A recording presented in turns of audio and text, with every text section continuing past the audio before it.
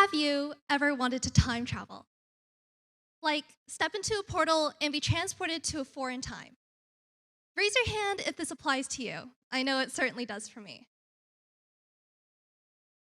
Has there been anything that you've regretted that you wish to immediately turn back the clock? Again, raise your hand if you have. Well, a lot of people have had that thought, so there's plenty of research into the craziness of time. Personally, I've always been fascinated by time travel. I honestly used to spend hours laying in bed when I was like 10 thinking about it and how, if I could go back, change everything. It was honestly mostly small things like, oh, I said the sentence weird when talking to a friend and I should have said it differently. So the whole time ended up just being a regret session. Still, I am interested in time travel, even if it's mostly the science aspect of it now. Part of that interest was also sparked by Madeleine L'Engle's science fiction novels, especially Silting Tilting Planet, a novel that includes time travel to the distant past. But unfortunately for us, time travel to the past is most likely not possible. It's widely accepted that there are at least four dimensions: the X, Y, and Z dimensions that we're all used to, as well as another dimension of time. And the XYZ dimensions come together to make space, and time being time, making space time.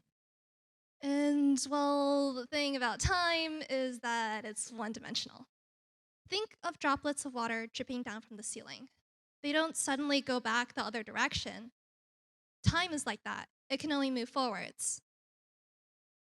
But there is good news for those of you who want to move into the future. You are certainly doing so now. Time is passing for you and me. All jokes aside, though, travel into the future at a faster pace is possible. Depending on the speed of whatever you're viewing relative to you, the time you'll perceive to their time will be different. That's because, according to Einstein's theory of special relativity, one thing that is constant is the speed of light, or the speed of information travel in any coordinates. Therefore, space and time have to be stretched in order for that speed of light to stay constant. There's also a handy equation for this dilation of time as well.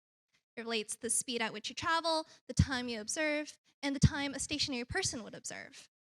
It's delta t prime equals gamma times delta t. That may look like a lot of great characters to you, but it's really just being gamma as the rate of time dilation. If you look at this graph, if velocity is 0, then gamma ends up being just 1. The faster the speed, the greater the gamma. And as velocity approaches the speed of light, gamma approaches infinity. Therefore, you can reach any large gamma that you'd like as long as you travel fast enough in space. If, for example, you were to travel in a spaceship to the Andromeda Galaxy at the speed of what we managed to accelerate an electron to in the Large Hadron Collider, that means we need to go to a place approximately 2.5 million light years away at the speed of 99 point a bunch of nines percent the speed of light. We find gamma, the coefficient, to be 204,124. So since we're approximately traveling at the speed of light, we approximate the time people on Earth see as 2.5 million years. By plugging everything in, we get that this journey only takes you 12.2 years, according to you.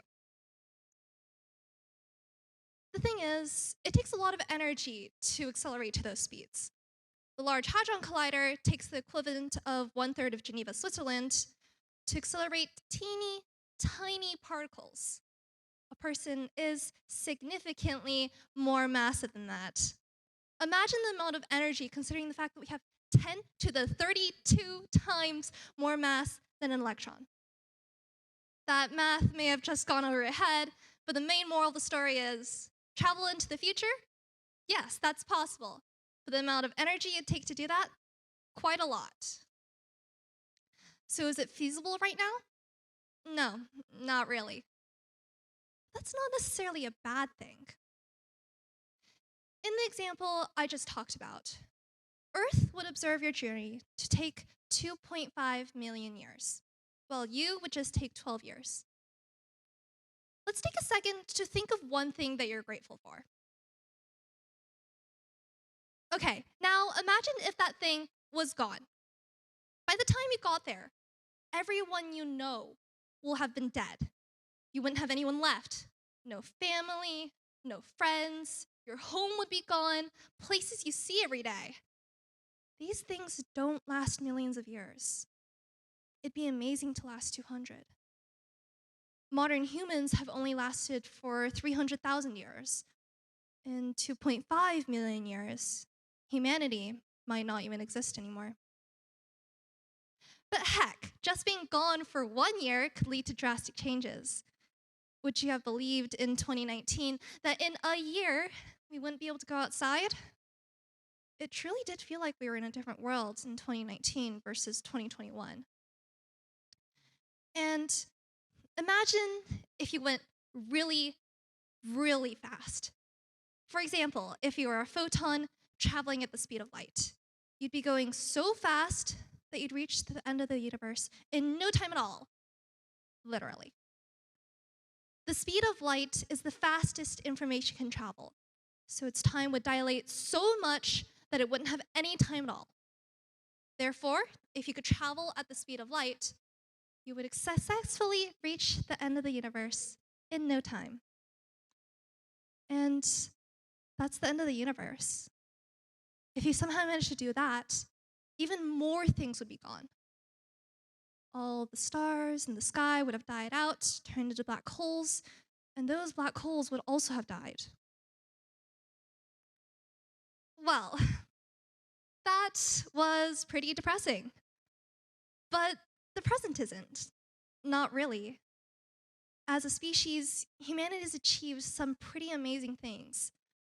Billions of art pieces, so much knowledge about physics and the universe, space travel, understanding of the climate, and so many hopes and dreams that people have thought of.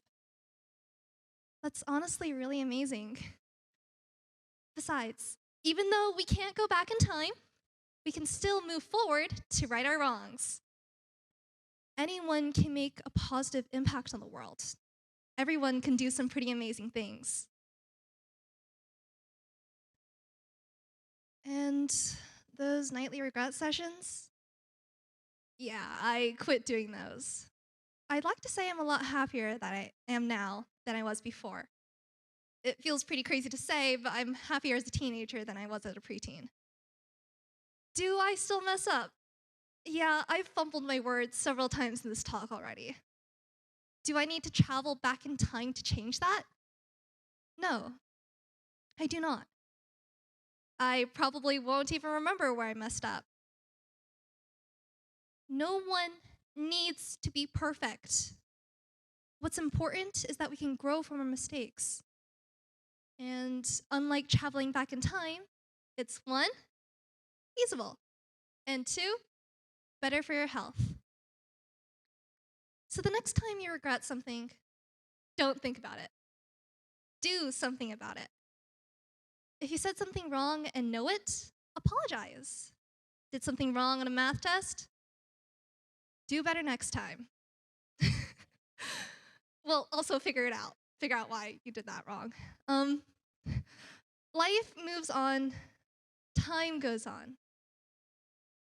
Everyone has most likely heard about a growth mindset. But really, it's true. We have limited time. There are pretty good predictions for the end of the universe. What would be the better use of your time? Learning how to move on from mistakes or wallowing in your regrets? Raise your hand if you'd like to wallow in your regrets for the rest of a sad, lonely life. And who's to say you can't move past a mess up? If you're here, right now, today, you're doing great. You can't change the past, but you certainly can change the future. There's no way to change the direction of time, but everyone can change the direction of their future. Thank you.